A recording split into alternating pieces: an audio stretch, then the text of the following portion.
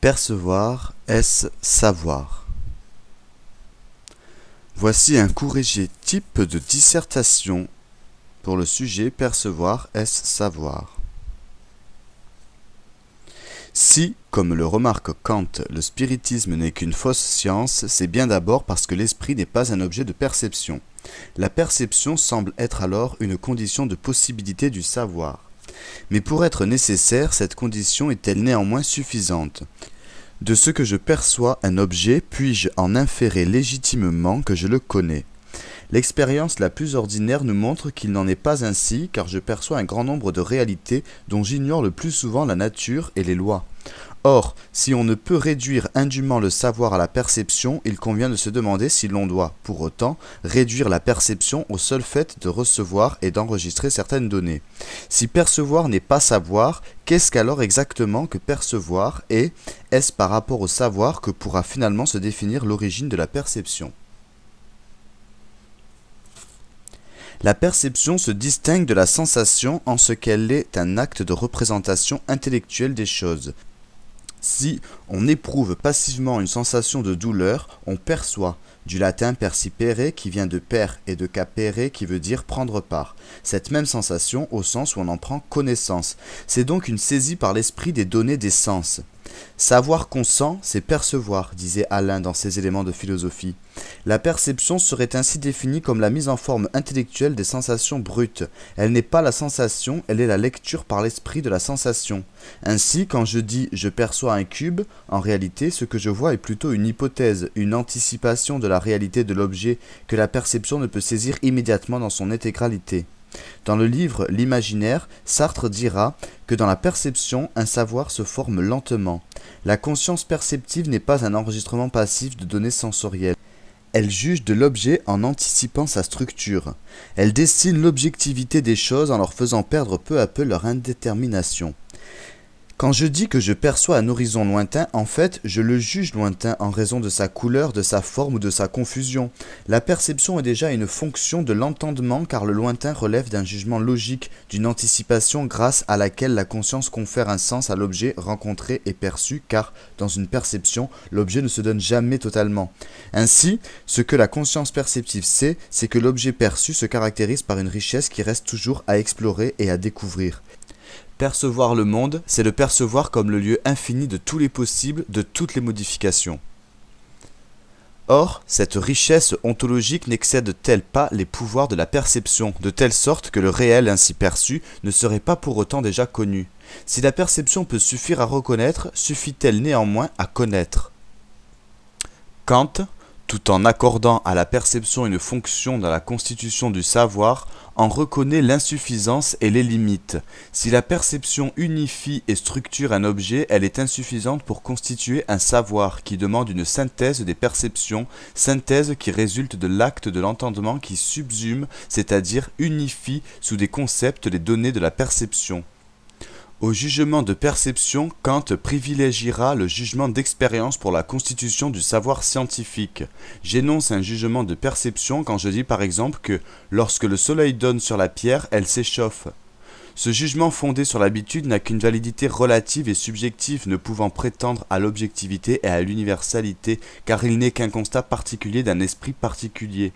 Or le savoir vrai et scientifique exige l'universalité et l'objectivité.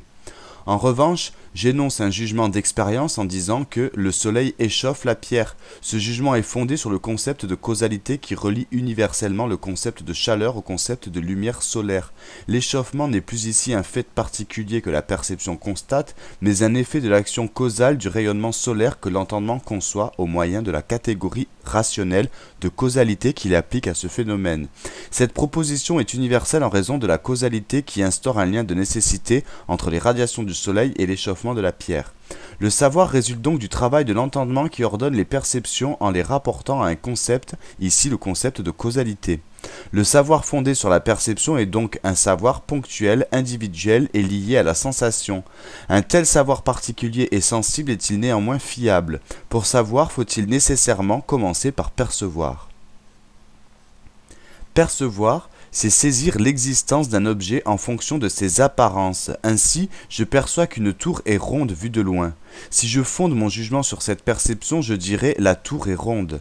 Ce jugement ponctuel porte sur l'apparence variable de l'objet et non sur son essence invariable. Si je m'approche de la tour et que la tour m'apparaît cette fois carrée, mon premier jugement de perception devient faux parce que je l'avais formulé à partir de l'apparence de l'objet, apparence déformée par la distance. Les jugements de perception peuvent être donc soupçonnés car la vérité exige que le savoir dépasse les apparences peu fiables. Ainsi, lorsque Lavoisier pèse un morceau de plomb avant et après l'oxydation, cette expérience lui apprend, contre toute l'évidence de la perception sensible, que le plomb oxydé est plus lourd que le plomb, qu'il y a un gain après combustion et non perte. Dans ces conditions, la perception peut être considérée comme un obstacle épistémologique, selon l'expression de Gaston Bachelard, au sens où elle gêne la constitution du savoir scientifique en empêchant la raison de poser les problèmes et de les résoudre. La perception fait écran à la vérité, que seule la raison peut énoncer. Radicalisant cet écart entre le savoir et la perception, Bachelard montre que la perception et ses images induisent l'esprit en erreur. Copernic inaugure ainsi la démarche de tout le savoir scientifique en disqualifiant la perception dans la recherche de la vérité. Le vrai n'est pas le vraisemblable que nous livre la perception des apparences, mais un produit de la raison. La perception peut donc être trompeuse et induire en erreur. Mais si elle peut être trompeuse, bien souvent elle est encore plus radicalement inutile pour la constitution du savoir scientifique. Comme le développe Aristote dans les Seconds Analytiques, savoir, c'est connaître par le moyen de la démonstration, ce qui veut dire non par le moyen de la perception. L'exemple le plus frappant de cette inutilité de la perception est peut-être celui de la découverte de la planète Neptune en 1845 par Le Verrier. L'astronome observe un mouvement irrégulier de la planète Uranus. En utilisant les lois de Newton sur l'attraction des corps célestes et après des calculs, il annonce l'existence d'une planète jusque-là inconnue, en détermine la forme, la position et le jour où on pourra la percevoir. 3 semaines après, on perçoit effectivement une nouvelle planète, Neptune. L'existence de cette planète a été découverte à partir d'une hypothèse liée à la théorie de l'attraction. C'est la présence de cette masse alors inconnue qui explique la déviation du trajet d'Uranus en raison de l'attraction qui s'est exercée entre deux corps célestes. C'est la théorie qui construit le savoir scientifique et non la perception. Au niveau de la simple perception, l'irrégularité du trajet d'Uranus reste irrationnelle et non instructive. Aujourd'hui, en microphysique nucléaire, il n'y a même plus de perception de l'objet car il n'y a même plus d'objet à percevoir, mais seulement des lois à concevoir par la raison. L'atome n'est pas un objet matériel perceptible, il est entièrement construit par la raison et devient un système d'équations complexes. En conséquence, la crise actuelle de la perception dans les sciences de l'astronomie et de la microphysique n'est nullement un obstacle au progrès du savoir scientifique qui continue à se développer de manière autonome, indépendamment des données de la perception, parce que fondamentalement, savoir n'est pas percevoir. Si le savoir scientifique ainsi que le savoir philosophique se méfient des affirmations fondées sur la perception, et même les rejettent pour ne s'en remettre qu'au seul usage de la raison, devons-nous alors disqualifier définitivement la perception en la considérant comme une faculté trompeuse et vaine dans la recherche de la vérité, ou bien peut-on lui reconnaître une autre fonction ? La perception ne serait-elle pas surtout la faculté dont je me sers pour agir? En effet, quand je dis que je perçois cet escalier qui apparaît dans le champ de ma perception, je le perçois en tant que je vais le monter ou le descendre. La perception choisit et sélectionne ce qui intéresse mon action. Elle est anticipation des mouvements du corps et de leurs effets. Bien percevoir, c'est connaître par avance quel mouvement je devrais faire pour arriver à ces fins. Autrement dit, c'est mon corps qui est le sujet de la perception. Comme le dit Merleau-Ponty dans la phénoménologie de la perception découpe la chair du monde. Pour y délimiter des espaces possibles pour mon action, en ce sens la perception n'assurerait-elle pas une fonction existentielle qui serait essentielle à l'homme ? Si Lucrèce reconnaissait que les perceptions liées aux sensations sont vraies, c'est qu'il voulait dire par là que la perception pouvait être un bon conducteur du réel en nous reliant immédiatement et sans détour à ce qui est et se présent dans la ponctualité de l'instant. Nous avions vu précédemment que c'était justement ce lien de la perception avec les données sensibles immédiates qu'il avait disqualifié comme faculté de connaissance.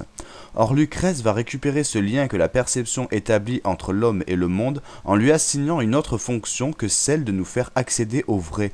La perception n'est pas tant une faculté théorique au service de la vérité qu'une faculté pratique et décisive au service de la vie. La perception est cette faculté précieuse qui permet à l'homme de vivre en accord avec la nature. Cette expression a une signification morale en ce qu'elle nous invite à nous attacher à bien percevoir pour bien vivre, c'est-à-dire pour vivre dans le présent en accord avec la réalité telle qu'elle est et non telle que nous aimerions qu'elle soit.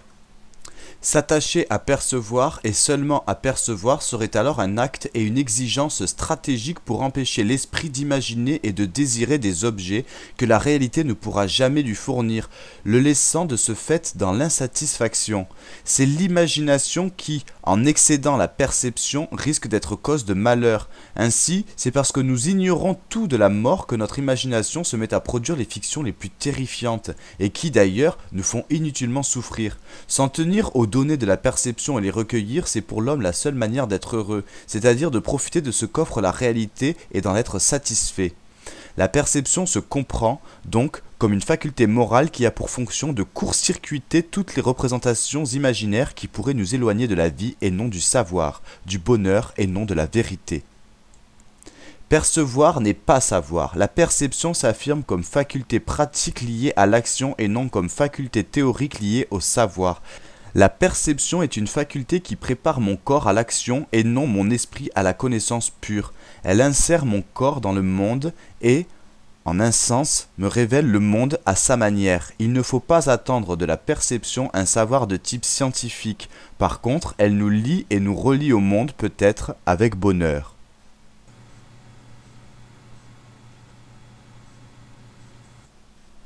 Après cette dissertation, intéressons-nous à cette perception. Nous allons donc maintenant traiter de la raison et du sensible.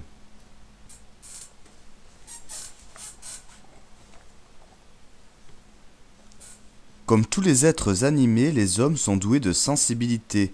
Des sensations nombreuses nous affectent et nous informent sur le monde, comme les couleurs, les odeurs, et sur notre état interne, comme les douleurs, les plaisirs. La sensation est pour nous une condition de la survie parce qu'elle est la source première de nos connaissances. Mais elle n'est pas la seule, car à la différence des autres animaux, l'homme est doué de raison, c'est-à-dire d'une intelligence qui lui permet de former des idées abstraites, des notions générales qui vont bien au-delà de ce que lui offre l'expérience sensible. En effet, la perception sensible me permet d'observer par exemple que mon chat est en train de manger une souris. La pensée rationnelle fait plus, c'est elle qui permet à l'homme de concevoir des idées abstraites ou encore des concepts comme celui de chat, de chien, d'herbivore, etc. Elle lui permet en conséquence de former des connaissances ayant une valeur générale. Les félidés sont carnivores. Entre la raison et le sensible, la différence est donc nette. La sensation nous met en relation avec le concret qui est singulier. Ce chat qui est gros, vieux et noir, cette souris qui est petite et grise. La raison, elle, nous met en relation avec le général qui est abstrait. La classe des félidés, celle des rongeurs, l'action de manger, etc. Si l'on veut comprendre comment s'élabore notre savoir, on est donc confronté à la dualité de ses sources. D'un côté, il y a ce que la raison tire d'elle-même, ce que notre esprit possède a priori, et c'est sur cet aspect qu'insiste le rationalisme. De l'autre, il y a ce qui nous est apporté par l'expérience, ce qui ne peut être connu qu'à posteriori, et qui, pour l'empirisme, est l'aspect essentiel. Sur le rôle joué par la raison et par l'expérience, le débat est ouvert depuis 25 siècles entre ces deux orientations philosophiques. Quand l'expérience sensible et la raison se contredisent, à laquelle faut-il faire confiance? À quelle réalité chacune d'elles peut-elle nous donner accès? Quelle est la part de ces deux sources dans l'élaboration de nos connaissances?